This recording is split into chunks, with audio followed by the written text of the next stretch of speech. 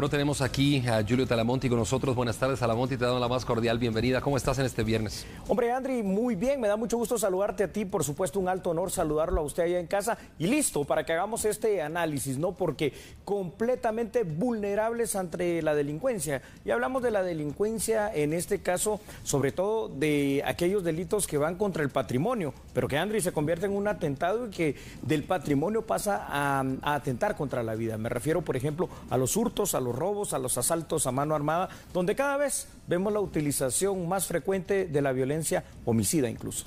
Bueno, es difícil, ¿verdad, Talamonti, cómo está degradándose la sociedad guatemalteca? Y miramos cada video presentado aquí en TN23 incluso, y a través de las redes sociales nuestras. También es importante ver cómo la sociedad se degrada y los ladrones acechan a sus víctimas a diestra y siniestra, a mano armada, etcétera, sin piedad, los matan por un celular o por responderles, etcétera, ¿no?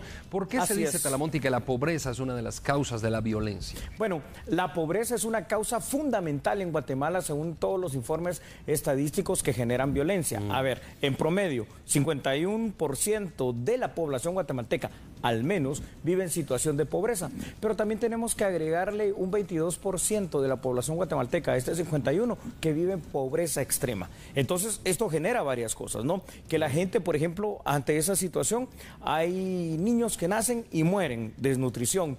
Pero hay personas que entonces toman otras decisiones. Y dentro de esas decisiones tenemos, por ejemplo, el hecho de querer migrar hacia Estados Unidos para encontrar una situación completamente distinta a esa falta de oportunidad que tienen acá en Guatemala. O muchas personas simple y sencillamente dicen, van por el camino fácil, aunque fácil no tiene nada, es el camino de la delincuencia, pues optan por unirse a cualquiera de estos estratos de la delincuencia y entonces encuentran que lamentablemente, Andri, generan más ganancias, o por lo menos generan, digámoslo así, ciertas ganancias, atentando en contra de los bienes y en contra de la vida de los guatemaltecos. Y por supuesto, me imagino que no tienen respeto por la vida ni de otro ni de ellos mismos. Talamonti, déjame entender eso. ¿Será que alguien que está en estas actividades ilícitas pues tiene miedo de perder él mismo su propia vida? Bueno, el nerviosismo seguramente siempre existirá, esa cuestión de saber que en cualquier momento puede pasar algo, y entre ese algo, dos destinos, ¿no? La cárcel, cuando menos, o en todo caso, de pronto el cementerio también. Pero es un riesgo que ellos ya tienen establecido, que lo tienen de alguna manera calculado y en el cual muchas veces están dispuestos, como tú dices, Andri, a pagarlo, porque de lo contrario, simple y sencillamente no lo harían, porque ahora cada vez se ve con mayor desfachatez, a plena luz del día, contra mujeres, en presencia de niños, que se toma este tipo de acciones que parecen increíbles, pero que bueno, en el día a día es lo que está pasando, Andri. ¿Cuál es el delito? Bueno, el delito por robo, pero ¿cuál es la pena, digo, Talamonti, cuando se comete este delito por robo? ¿Es la misma pena que, por ejemplo, un delito de extorsión, un delito, etcétera, o esta es una pena menor? Sí, es menor, porque, a ver, estamos hablando de dos cuestiones, ¿verdad? Son dos delitos diferentes. Es hurto, ¿verdad? Y robo, sí, ¿no? Tenemos que diferenciar dos cuestiones. Cuando se le quitan las cosas a una persona, ¿no? Algo que le pertenece. Puede ser un hurto, no se utiliza la violencia, alguien deja, digamos, alguna pertenencia en un lugar público, en una empresa, en un trabajo, en un colegio. ¿El carro, por ejemplo? donde sea, por ejemplo. El carro y se lo roba. ¿Ese es un robo? ¿O ese es un hurto? No, ese es un robo, ya voy a explicar por qué. Digamos que tú dejas, por ejemplo, esa tablet, es tuya, la dejas ahí. Te vas un momento al baño y cuando regresas, la tablet ya no está. No se utilizó la violencia, no se rompió nada, no se te amenazó con nada, pero el objeto ya no está. Ese es un hurto, ¿no? No utilización de la violencia. El robo es lo mismo, pero con lo que tú estabas preguntando. Esa tablet está dentro de tu carro. Tú estás trabajando acá y cuando llegas a tu carro, un vidrio está roto. Esa es la utilización de la violencia y esa es la tipificación del robo. Y el robo agravado es que tú vas en tu carro, Andri, y alguien utiliza la amenaza verbal y te apunta con una pistola para robarte esa misma tablet. Ese es el robo agravado. La pena, entonces, para el delito de robo va desde los 3 hasta los 12 años de privación de libertad, mientras que para el delito de robo agravado, cuando se utiliza la violencia para quitar los objetos, entonces la pena va de los 6 a los 15 años. Qué interesante lo que has explicado, Talamonti.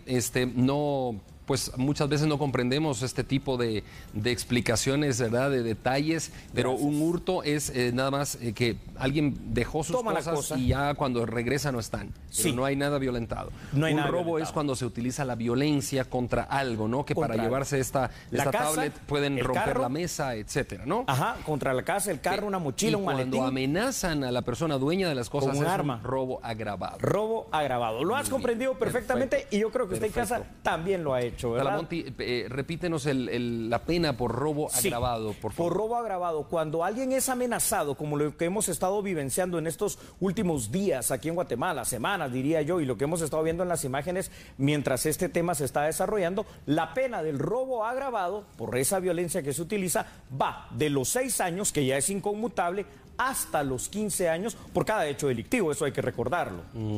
Qué interesante, ¿no? Sí. Hay que recordar eso porque no es poco, ¿verdad? 15 Ese- años no es poco. ¿no? Exactamente, ¿Sí? ahí estamos viendo imágenes, ¿verdad? Durante todo el desarrollo de este tema, de lo que es robo agravado. Alguien que se acerca a otra persona y con la violencia hacia la persona, me refiero la violencia verbal, la agresión, el golpe y la amenaza con armas, entonces le quitan el objeto. Robo agravado. ¿Te das cuenta la imagen de la izquierda? Qué increíble cómo No, despojan qué de la barbaridad. motocicleta, cómo botan de la motocicleta a la persona. Eso es increíble. Así es. Talamonti, ¿cuál es la situación psicológica de estos ladrones cuando actúan? ¿Están bajo efectos de drogas, alcohol o qué? ¿Cómo?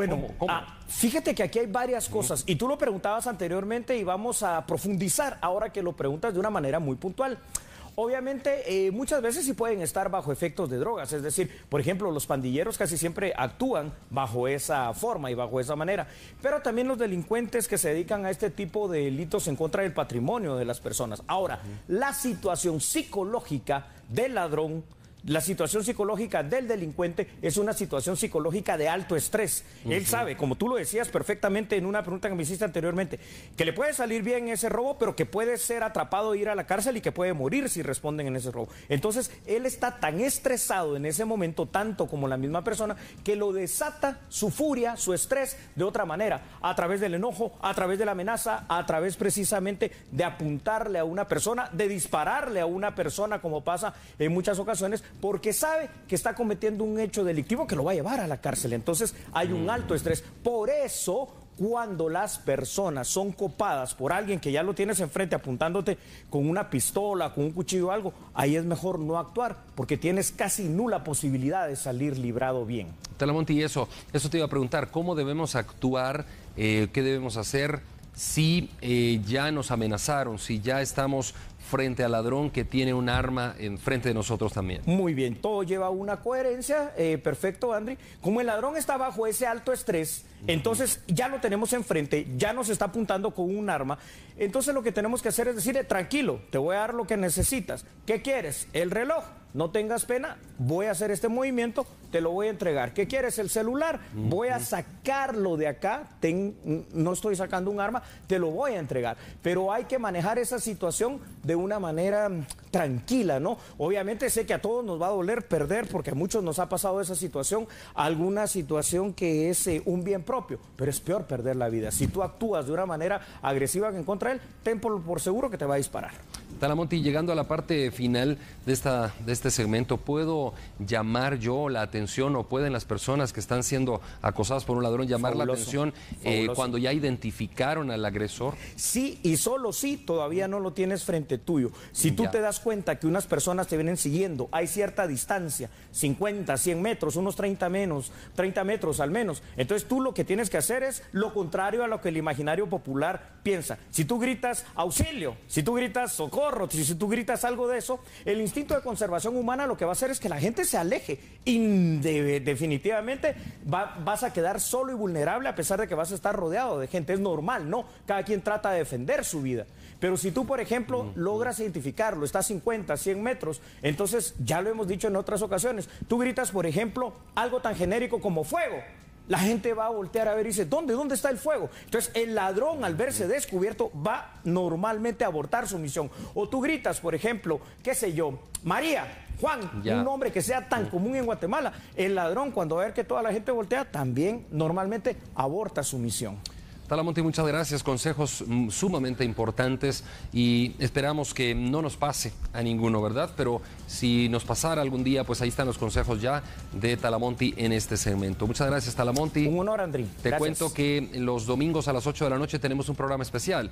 Fíjate de qué se trata, Talamonte, y fíjese usted en casa también.